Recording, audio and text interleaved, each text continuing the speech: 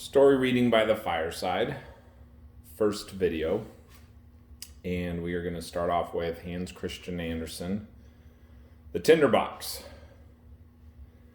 So, this is especially for my daughters. A soldier was marching along the high road, left, right, left, right. He had his knapsack on his back and a sword at his side, for he had been to the wars and was going home. And on the road he met an old witch. Oh, she was horrid. Her bottom lip came right down to her chest. "Hello, soldier," she said. "What a nice sword you've got, and what a big knapsack.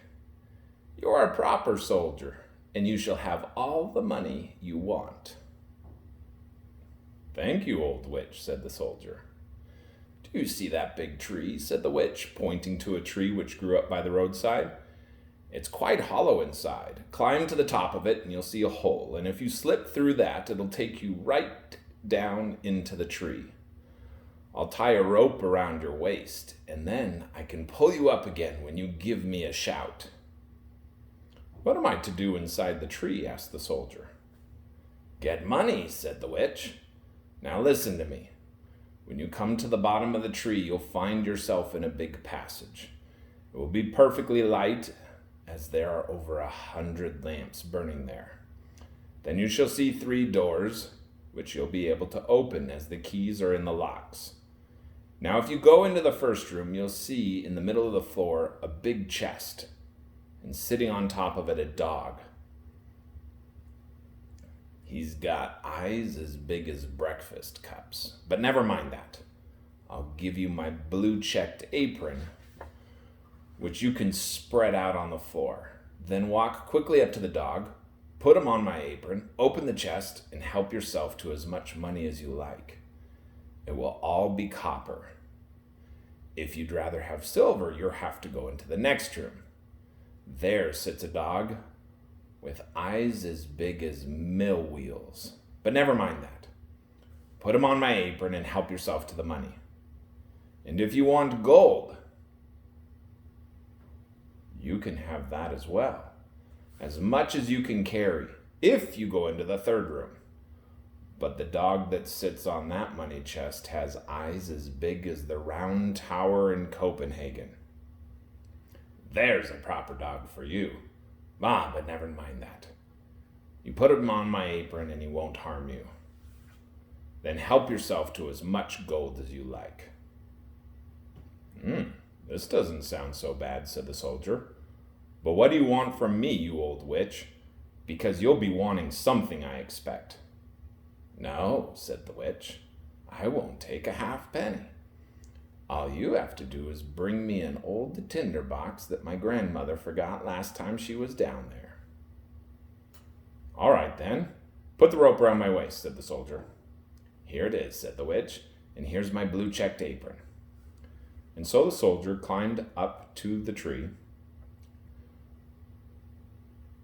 dropped down through the hole, and found himself exactly as the witch had said, in a great passage where there were hundreds of lamps burning. Then he opened the first door. Ugh!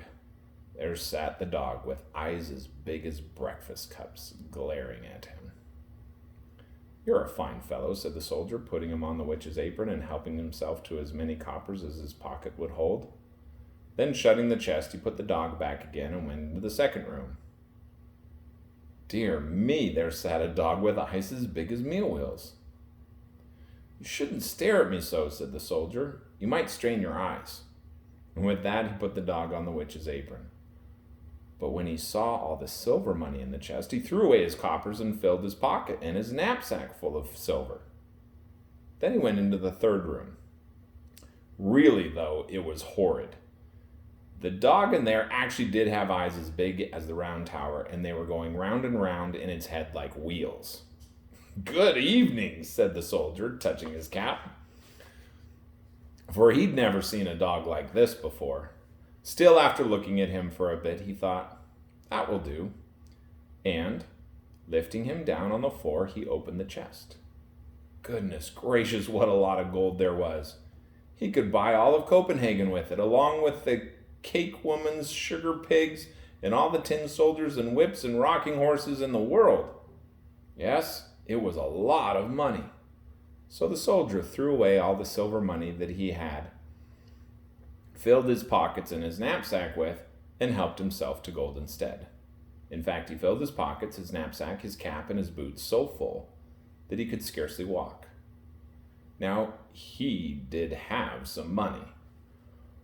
Putting the dog back on the chest, he shut the door and called up through the tree. "Pull me up again, old witch."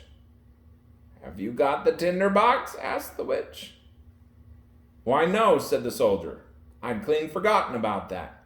And he went back and got it. The witch pulled him up, and back he was on the road again, with his pockets, boots, cap, and knapsack full of money. "What do you want with this tinderbox?" said the soldier. That's nothing to do with you," said the witch. "You've got your money. Now give me my tinderbox." "Fiddle-faddle," said the soldier. "Tell me straight away what you want it for, or I'll draw my sword and cut your head off." "Shan't," cried the witch. So the soldier cut her head off. So much for her. Then he bundled his money up in her apron, slung it over his shoulder, and put the tinderbox in his pocket and made for the town. It was a grand town, and he put up at the grandest inn, where he ordered the best rooms and all his favorite dishes, for now he was a rich man with all the money. The servant who cleaned his boots thought, to be sure, that they were funny old boots for a rich gentleman like this to be wearing, but then he hadn't bought any new ones yet. The next day he got himself boots and clothes that were really smart. Now, the soldier had become a fine gentleman, and they told him all the sights to be seen in their town and about their king, and what a pretty princess his daughter was. "Where is she to be seen?" asked the soldier. "She isn't to be seen," they all said. "She lives in a big copper castle with lots of walls and towers round it. Nobody but the king is allowed to go in, because it's been foretold that she will marry a common soldier, and the king doesn't like that." "I'd love to see her," thought the soldier, but of course he wasn't allowed to. From now on, he lived a gay life, going to the theater, driving in the park, and giving away lots of money to the poor. Now this was very good of him, but then, you see, he remembered how hard it was to be penniless. He was rich and well-dressed now, and he had a lot of friends, who all said that he was a fine fellow and a perfect gentleman. And the soldier loved hearing that. But as he was spending money every day and never getting any again, he found himself in the end with 2 halfpennies left. So he had to move out of the grand rooms that he'd been living in and go into a tiny little attic under the roof, where he had to clean his own boots and do his own mending with a darning needle.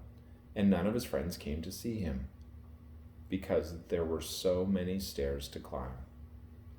Now one evening, when it was quite dark, and he couldn't even buy himself a candle, he suddenly remembered that there was a candle end in the tinderbox that he had fetched from the hollow tree that the witch had helped him up into. He got out the tinderbox and the bit of candle, but at the moment he struck a light and the sparks flew from the flint, the door sprang open, and there before him stood the dog with eyes as big as breakfast cups that he had seen underneath the tree, and said, "What are my lord's commands?" "Why, whatever's this?" cried the soldier. "It's a funny sort of tinderbox, if I can get what I like with it. Bring me some money," he said to the dog. And whip, it was gone, and whip, back again, with a big bag full of coppers in its mouth. Now the soldier knew what a fine tinderbox it was. If he struck once, the dog that sat on the chest of coppers appeared. If he struck twice, the one that had the silver money, and if it struck 3 times, the one with the gold. So the soldier changed back into the grand rooms and the handsome clothes, and all of his friends knew him at once and were very, very fond of him. Now one day he thought to himself, "This is a funny idea. Nobody being allowed to see the princess. She's supposed to be so lovely. They all say so. But what's the good with that? when all the time she's kept shut up inside the copper castle with all those towers? Is there no way of getting to see her? Where's my tinderbox? And he struck a light, and whip, there stood the dog with eyes as big as breakfast cups. I know very well it is the middle of the night, said the soldier, but I should love to see the princess just for a minute. The dog was out of the door at once, and before the soldier had time to think, was back again with the princess. There she sat, fast asleep on the dog's back, and she was so lovely, it was plain to see she was a real princess. And the soldier just couldn't help it. He had to kiss her. He was a proper soldier. Then the dog ran back again with the princess.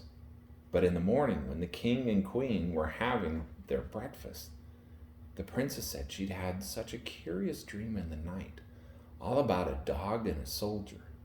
She'd been riding on the dog's back, and the soldier had kissed her. That's a pretty tale, I must say, said the queen.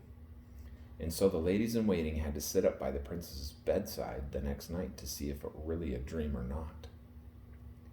The soldier wanted ever so much to see the lovely princess again. And so along came the dog in the night and took her and ran off with her as fast as legs would carry her. But the old lady in waiting put her waders on and ran just as fast after them.